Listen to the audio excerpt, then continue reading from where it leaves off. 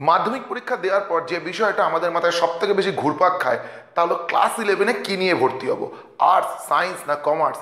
Arts নিলেই বা কোন কোন বিষয় নেবো, সায়েন্সের মধ্যে কী নেবো, ফিজিক্স, কেমিস্ট্রি, ম্যাথ, বায়োলজি, নাকি ম্যাথ বায়োলজির মধ্যে একটা বাদ দিয়ে দেবে, তার বদলে কম্পিউটার নেবো। এরকম নানান প্রশ্ন আমাদের মনে ঘুরপাক খেতে থাকে। আসলে ক্লাস 10 পর্যন্ত আমরা যখন পড়ি আমাদের বিষয়গুলি ফিক্সড, অর্থাৎ আমাদের বিষয় নির্বাচন করার প্রয়োজন পড়ে না। কিন্তু ক্লাস 11-এ উঠেই আমাদের একটি গুরুত্বপূর্ণ সিদ্ধান্ত নিতে হয়, তা কি ক্লাস 11-এ আমরা কি নিয়ে পড়ব। নানান জিনিস মাথার মধ্যে ঘুরে বেড়ায় যে যেটা নিয়ে ভর্তি হতে চাইছি সেটা আদৌ আমি পারবো তো, এই নিয়ে পড়ে কোনো লাভ হবে তো, পরে চাকরি পাবো তো, এইরকম সমস্ত ভাবনা আমাদের মাথার মধ্যে ঘুরপাক খায়। তাই আমি এই ভিডিওতে চেষ্টা করবো তোমাদেরকে ক্লাস 11-এ কোন সাবজেক্ট নিয়ে ভর্তি হবে তার একটা আইডিয়া দিতে। আমি কোনো সাবজেক্ট তোমাদেরকে বলে দেবো না, কিন্তু এমন কিছু কথা বলবো যে কথাগুলো যদি তোমরা একটু ফলো করো তাহলে বিষয় নির্বাচনের ক্ষেত্রে তোমাদের কাজটা হলেও সুবিধা হবে। চলো ভিডিও শুরু করা যাক।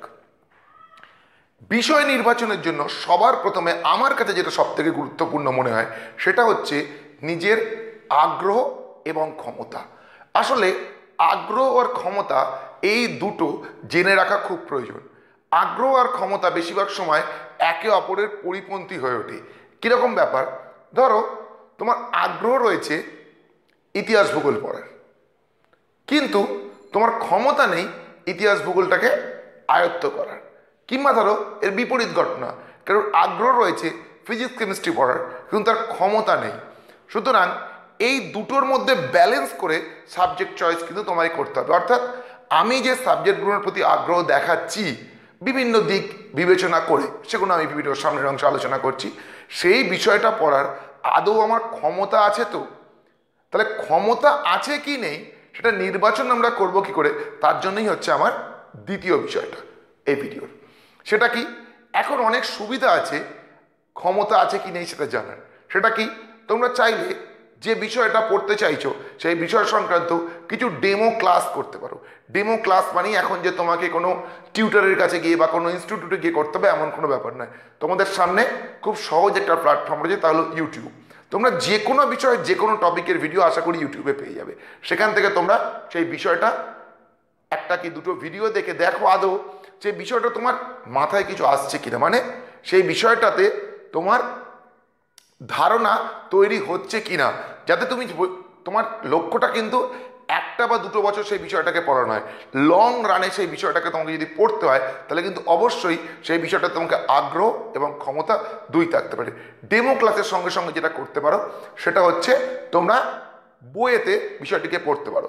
এখন অনেকের ক্ষেত্রে হয়তো ক্লাস 11-এর সেই পার্টিকুলার বইটা নেই, আমি এই ভিডিওর ডেসক্রিপশানে একটি NCERTর লিঙ্ক দিয়ে দেবো। কিছুই নয়, NCERTর বইয়ের বাংলা ভার্সনে সেখানে পাওয়া যায়। সেখান থেকে চাইলে তোমরা ক্লাস 11-এর যে কোনো বিষয়ের বই ডাউনলোড করে নিতে পারো। ডাউনলোড করে নিয়ে সেই বইয়ের একটা কি দুটো চ্যাপ্টার পড়ে দেখতে পারো যে আদৌ সেই বিষয়টা তোমাদের ভালো লাগছে কি লাগছে না। সুতরাং ডেমো ক্লাস এবং সেই বিষয়টা পড়া দুটো কিন্তু খুব গুরুত্বপূর্ণ। এর সঙ্গে সঙ্গে যেটা করতে পারো অবশ্যই সেই বিষয়টা আগে যারা পড়েছে, অর্থাৎ তোমাদের সিনিয়র দাদা দিদি যারা রয়েছে তাদের থেকে তোমরা জানতে চাইতে পারো যে বিষয়টা সম্পর্কে, বা তোমাদের পরিচিত যদি কোনো শিক্ষক শিক্ষিকা থাকে অবশ্যই তার কাছ থেকে জানতে পারো। এরপরে যে কোনো বিষয় নির্বাচনে তাহলে প্রথমে আমরা আমাদের ক্ষমতা এবং আগ্রহ দেখলাম, কিন্তু ক্ষমতা আগ্রহ থাকা সত্ত্বেও যদি এমন একটা বিষয় আমরা পছন্দ করি যে বিষয়ের ভবিষ্যৎ খুব উজ্জ্বল, আমি বলছি না প্রত্যেকটা বিষয়ের ভবিষ্যৎ রয়েছে, কিন্তু বিষয় টু বিষয় এই ভবিষ্যৎ কিছুটা হলেও ভ্যারি করে। অর্থাৎ কোন বিষয়ের আগামী দিনে প্রসপেক্ট ভালো, অর্থাৎ কোন বিষয় নিয়ে কাজের জায়গা রয়েছে, কাজ মানে শুধু চাকরি নয়, চাকরি বাদ দিয়েও অন্যান্য কাজের জায়গা রয়েছে, সেই বিষয়টা আমাদের জেনে রাখা প্রয়োজন। যেমন ধরো উদাহরণস্বরূপ যদি আমরা বলি যে কেউ ফিজিক্স কেমিস্ট্রি এবং ম্যাথ নিল, সেক্ষেত্রে তার কি কি ভবিষ্যৎ থাকতে পারে সেটা একটু জেনে নেওয়া। বা কেউ ফিজিক্স কেমিস্ট্রি বায়োলজি নিল, তার কি থাকতে পারে। কেউ আর্টসের কোনো বিষয় নিল, কেউ কমার্স নিল, সেটার সম্পর্কে কিন্তু একটু স্টাডি করে নেবে। কারণ একবার বিষয়টা নির্বাচন হয়ে গেলে তারপরে বদলাতে গেলে কিন্তু সময় অপচয় হয় বা নানান অসুবিধার সম্মুখীন হতে হয়। শেষ যে পয়েন্টটা বলছি সেটা হলো প্রত্যেক জিনিসপত্র পড়ার কিছুটা খরচ আছে। যদিও এখন স্টুডেন্ট ক্রেডিট কার্ডের মাধ্যমে তোমরা লোন নিতে পারো বা বিভিন্ন ব্যাংক থেকে এডুকেশন লোন নেয়, তা সত্ত্বেও খরচের বিষয়টাও কিন্তু একটু মাথায় রাখার প্রয়োজন। আশা করি যে পয়েন্টগুলো বললাম এইগুলোকে যদি তোমরা একটু নজরে রাখতে, তাহলে ক্লাস 11-এ যখন তোমরা সাবজেক্ট নির্বাচন করবে তখন কিন্তু বেশ কিছুটা তোমাদের সুবিধা হবে। আর বেশি কিছু আমার বলার নেই। যদি ভিডিওটা ভালো লাগে তাহলে একটা লাইক করে নিজেদের বন্ধু বান্ধবের সঙ্গে শেয়ার করো, কারণ ভিডিওটা খুবই গুরুত্বপূর্ণ।